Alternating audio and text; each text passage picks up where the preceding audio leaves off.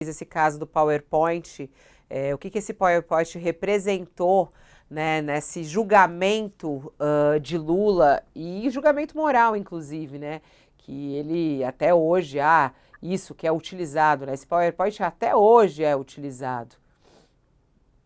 Significou um pré-julgamento, né, inadequado para um agente público que, naquele momento, representava uma força-tarefa que tinha ainda legitimidade, era fartamente, largamente apoiada pela opinião pública. O próprio Deltan Dallagnol, em entrevista posterior, quando já não dispunha de tanta legitimidade e tanto apoio popular, reconheceu que foi um erro. Só que ele trata como um erro de cálculo, né? E, em verdade, o que se verifica agora é que o judiciário enxerga como mais do que um erro, né? É um crime, porque você pré-julgou uma pessoa num instante em que a Força-Tarefa fazia uma denúncia sobre desvios na Petrobras, desvios que, a propósito, foram confirmados. A Petrobras recuperou 6 bilhões de reais, registrou esse dinheiro que voltou para os cofres da empresa. Posteriormente, ela registrou como prejuízo em balanço, né? Então, houve ali o assalto. Agora, na fase em que se encontrava a investigação, era absolutamente impróprio você fazer um PowerPoint e colocar o Lula no centro como responsável por uma quadrilha que operava na Petrobras. E estamos verificando agora que a justiça está tratando aquilo que o Dallagnol já reconheceu como erro. Em verdade, a justiça está dizendo que se tratou de um crime. Então, se é crime, é bastante razoável que a punição ocorra muito tardiamente, né? Porque estamos falando de algo que aconteceu lá atrás, né? Salvo engano meu, em 2014, 2000, não, a propósito, acho que foi em 2016 esse episódio do PowerPoint, né? Então faz muito tempo. Agora, antes tarde do que nunca, né? Você sabe que eu até queria pegar esse gancho sobre essa questão da Lava Jato como um todo, até perguntar para o Dr. Luiz Eduardo sobre a possibilidade de uma reabertura desses casos de investigação. É um assunto que até o Josias sempre traz aqui, né, sobre a resposta à sociedade sobre os casos de corrupção naquela época. Ontem até tive a oportunidade de conversar com o ex-ministro José Dirceu, num evento que eu estava, e ele citava, ele falou assim, olha, houve corrupção naquela época, ele disse, né? E é preciso punir os culpados, e ele até se disse inocente e tudo mais. Eu queria perguntar ao senhor, aproveitar essa oportunidade, já que estamos falando aqui sobre o caso Deltan, o senhor acha que esse caso ainda precisa ser investigado, doutor Luiz Eduardo? Acha que ainda precisa de algum tipo de resposta à sociedade brasileira sobre os episódios de corrupção naquela época? Porque os erros no processo, e como esse que a gente está vendo agora, e falamos nesse caso, né, eles acabaram enterrando todo o caso. Mas e os casos de corrupção em si, eles precisam ser investigados na sua análise?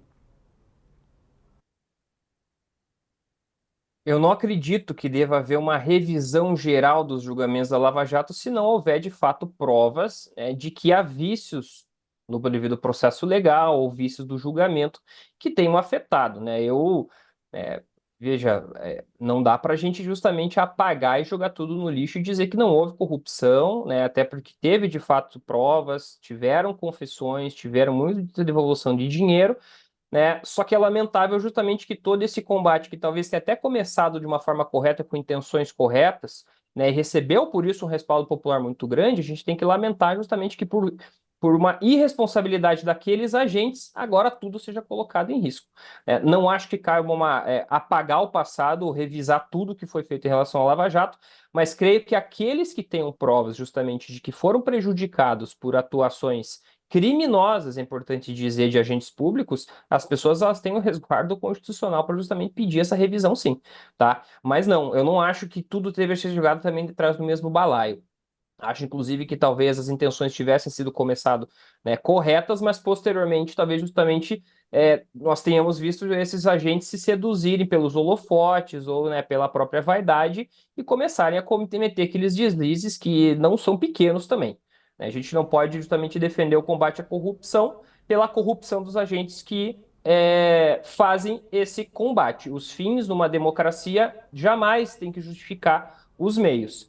Mas, evidentemente, eu acredito que, claro, há ainda muita coisa a ser explicada. Acredito que essa auditoria que o CNJ realizou tende a trazer muita luz sobre essas intenções em torno desse fundo privado, que eu acho que é importante sim que ser analisada, afinal de contas eram agentes públicos e por isso tinham o dever de responder à lei, mas acredito que deva sim ter ser tomado muito cuidado na análise dessas situações de rever delações, rever condenações pretéritas, porque também, né, a gente não pode tratar esses antigos réus como se fossem meninas escoteiras, né? Todo mundo ali também, né, tem muita responsabilidade e muita gente ali de fato cometeu crimes. Tem um E aspecto, viu, Fabiola, se me permite rapidamente, que dificulta essa reanálise dos processos, que o Supremo cancelou muitos deles, tardiamente, diga-se, por considerar que eles não poderiam ter sido julgados. Não havia ainda nem vaza-jato. Depois a vaza-jato como que mostrou, exibiu as perversões que marcaram o relacionamento do Sérgio Moro com os procuradores, sobretudo com o Dallagnol.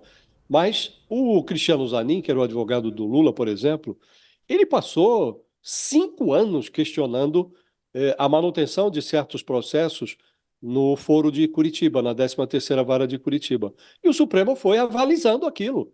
Aquilo foi ficando lá, foi ficando lá. Chegou um momento que o Supremo mudou o seu entendimento.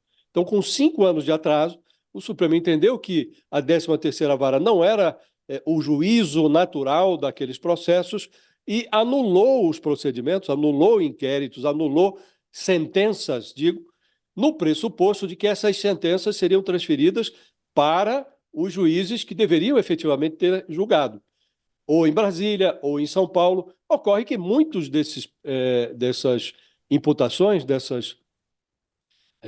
desses crimes, prescreveram. Então, você não tem mais como condenar determinados personagens, porque não houve o julgamento em tempo. Então, os crimes estão prescritos, não dá mais para voltar atrás. Agora, que houve a roubalheira ali na Petrobras, não há nenhuma dúvida. Inclusive, nessa sindicância que está sendo feita pelo Conselho Nacional de Justiça, qual é a discussão? É de que há agora a suspeita que está se apurando de malversação de recursos que foram recuperados por meio de acordos de delação, acordos de leniência, e esses recursos foram como que geridos inadequadamente, se não ilegalmente, pela Força Tarefa da Lava Jato, que deveria ter destinado à União o dinheiro que foi recuperado, e ficou lá discutindo se ia usar numa fundação que o Dallagnol, da sua criatividade, idealizou, né, uma fundação para combater corrupção. Quer dizer, são perversões que agora estão vindo à luz, mas elas partem, as suspeitas do CNJ partem da informação concreta de que houve roubo e que parte do dinheiro foi recuperado. O ministro Luiz Felipe Salomão orçou o dinheiro que está aí nesse balaio sob investigação, se foi gerido adequadamente ou não, ele orçou em algo como 5 bilhões de reais, só nesse contexto, né? Então, que houve roubo, não há dúvida nenhuma.